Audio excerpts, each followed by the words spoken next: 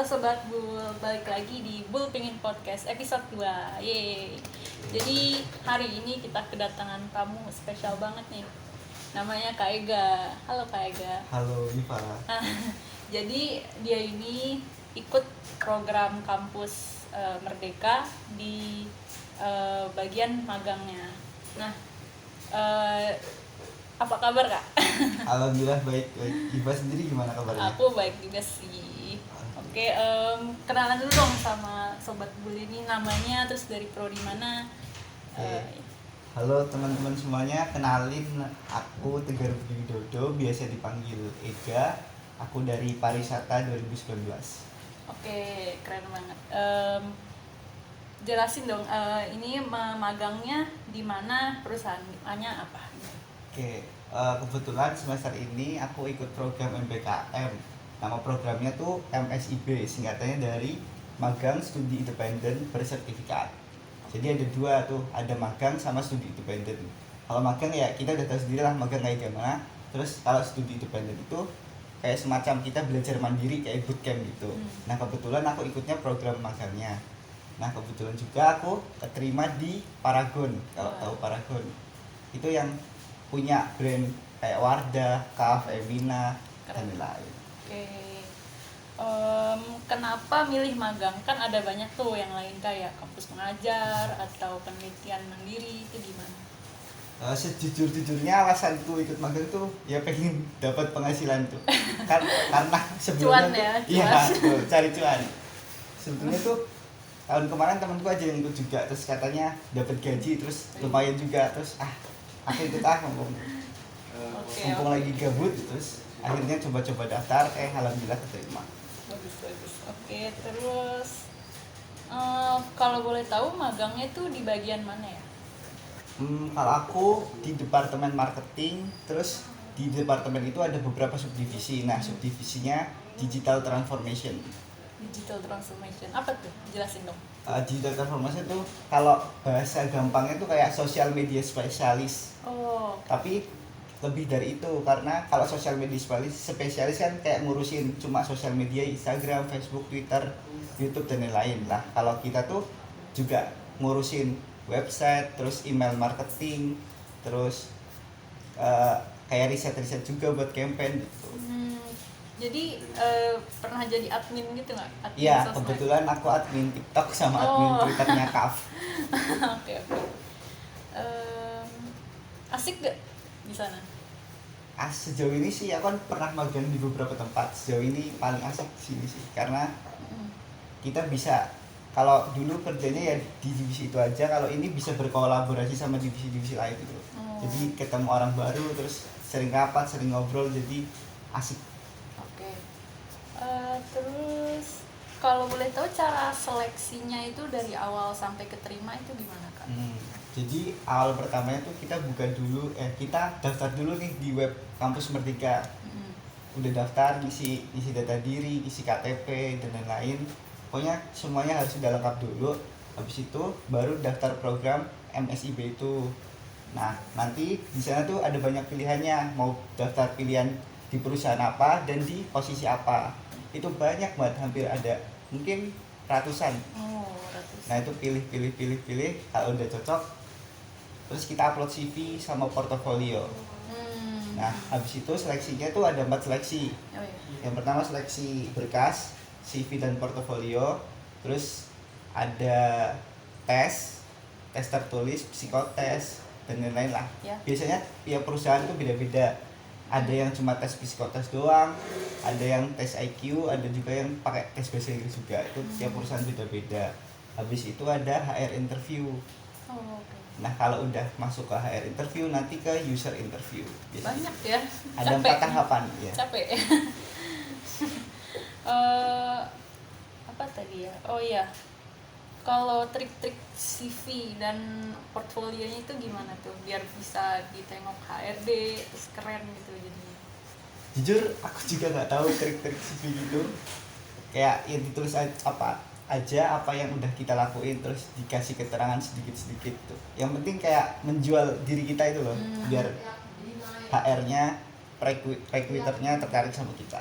Oh, Terus kalau portofolio ya karya-karya terbaik kita ya dimasukin aja, disusun yang bagus lah biar enak dipandang, terus maksud dari portofolio juga tersampaikan sama recruiternya. oke. Kalau tips and trick buat wawancaranya tuh gimana tuh? Kan suka ada yang gugup atau bingung jawabnya gimana?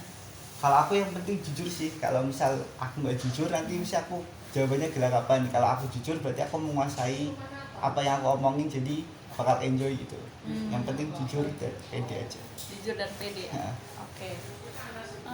Pas wawancara itu serem nggak? Atau biasa aja gitu? tergantung rekruternya ya. Ada juga pernah yang rekruternya tuh kayak sepaneng gitu. Itu ya agak wah, jawabnya jadi agak gagu. Tapi kalau rekruternya asik, jadi kita juga ngobrolnya asik. Oh, oke. Kalau boleh tahu bedanya magang dari kampus Merdeka sama Mandiri itu gimana tuh? Nyari sendiri. Kalau mungkin platformnya aja ya, sama penawarnya aja yang menyediakan program itu aja sih. Kalau di kampus Merdeka juga ada gajinya gitu. Kalau yang lain mungkin magang tapi sifatnya volunteer, cuma buat pengalaman kita. Kalau di kampus Merdeka ini, program MSIP ini kebetulan ada gajinya. Oh, ada gajinya. Kalau boleh spill nih, berapa nih per bulannya? Itu beda-beda juga sih. Oh, beda-beda. Ada yang digaji dari mitranya, dari perusahaannya. Ada juga yang digaji dari Kemendikbud sama dari mitranya, jadi double. Terus ada juga yang dari Kemendikbud doang. Kebetulan Paragon itu dari Kemendikbud doang. Nah, jujur bulan ini aku belum dapat, jadi rumor-rumornya ya kalau dari Kemendikbud itu juga dibagi 3. Ada yang gaji WFO, WFH sama hybrid. Kalau WFO itu paling tinggi sekitar 2,8 juta. Terus kalau hybrid 2 juta, kalau WFH itu 1,2. Kalau KIB nih WFO Aku kebetulan atau hybrid. Oh, hybrid dua-duanya berarti ya. Iya. Kan tadi dibilang ya pernah magang di tempat sebelumnya. Mm. Itu bedanya gimana? Beda maksudnya kan beda perusahaan, terus pengalaman apa yang bisa didapetin dari yang satu ini sama yang satu ini tuh apa aja yang beda? Aku pernah 2 kali magang. Sebelumnya pertama di desa wisata Bromonilan, kalau tahu di Jogja di daerah Kalasan. Oke. Nah itu magangnya dalam program PHP 2D sih, tapi itu bisa dikonversi hitungannya magang gitu. Di sana kita ya bantuin ngedevelop desa wisatanya. Kebetulan juga kemarin kan pandemi. Nah, kita tuh merancang pembukaannya kembali, kayak buka kembali desa wisata itu. Kita merancang-rancang itu. Kalau di sana yang kita dapetin ya cara berkomunikasi dengan masyarakat, pendekatan dengan masyarakat dan lain-lain. Terus dan itu juga berhubungan banget sama jurusanku pariwisata. Nah, kalau magang yang kedua tuh di kayak UMKM small business gitu, tapi penjualannya udah lewat media digital. Namanya kalau tahu Jogjamu, itu kayak penjual jamu tapi udah lewat platform digital lah. Nah, itu di situ aku juga sebagai content creator. Nah, kalau di sini aku belajar ya bikin konten, mulai dari bikin storyboard, mood board, terus bikin editorial plan dan lain-lain.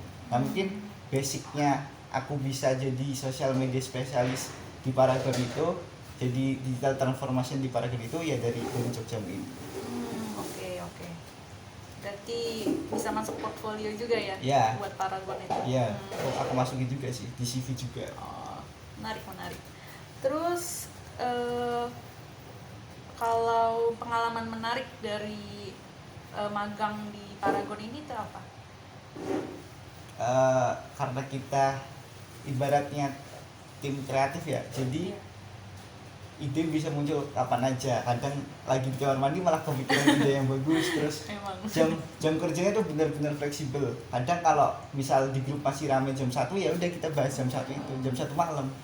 Nggak 1-2 kali sih kayak gitu. Terus misal weekend ada kerjaan mendadak misal dari divisi lain, ya kita mau nggak mau harus siap sedia buat garap. Oke. Itu yang kalau dibandingin sama kuliah biasa, itu tuh lebih enak magang atau kuliah biasa? Jujur ya, Iya. karena ini mungkin passionku, jadi aku lebih nyaman di Magang magangnya. ya. Iya, Kalau dapat duit kuliah, juga. iya.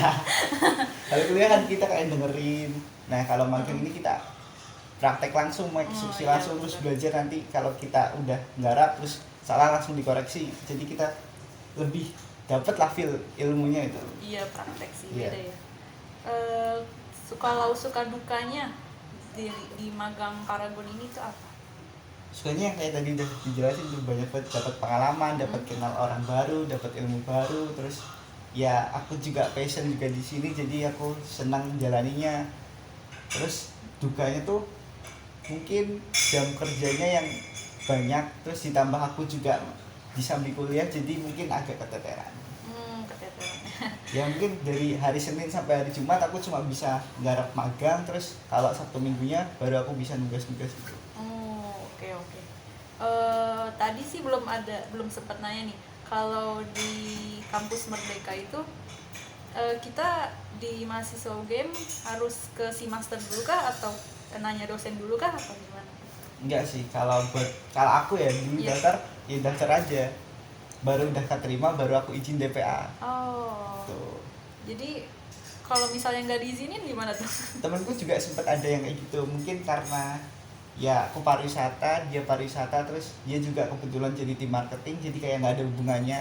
Jadi daripada kamu buang-buang waktu nggak ada hubungannya sama jurusan, mending nggak usah gitu. Temanku sempat digituin, tapi alhamdulillah DPA aku baik sih, jadi ya boleh aja. Oke.